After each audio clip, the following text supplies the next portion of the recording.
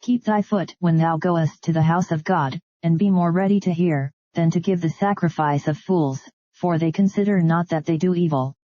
Be not rash with thy mouth, and let not thine heart be hasty to utter anything before God, for God is in heaven, and thou upon earth, therefore let thy words be few.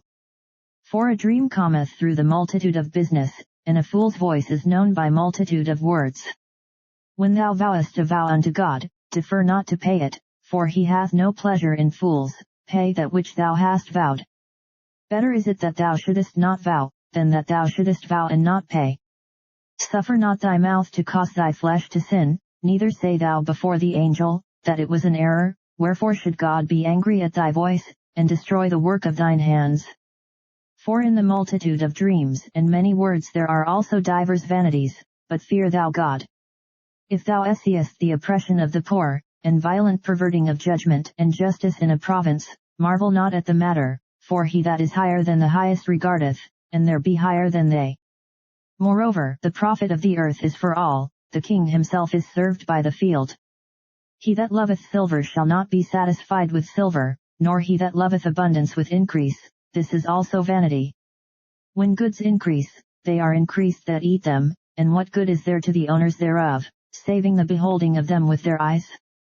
The sleep of a laboring man is sweet, whether he eat little or much, but the abundance of the rich will not suffer him to sleep.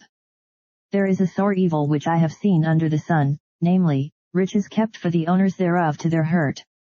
But those riches perish by evil travail, and he begetteth a son, and there is nothing in his hand.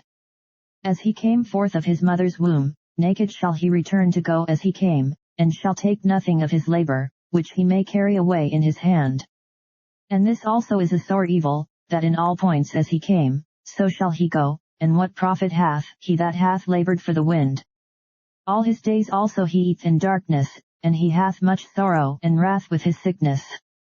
Behold that which I have seen, it is good and comely for one to eat and to drink, and to enjoy the good of all his labor that he takes under the sun all the days of his life, which God giveth him, for it is his portion. Every man also to whom God hath given riches and wealth, and hath given him power to eat thereof, and to take his portion, and to rejoice in his labor, this is the gift of God.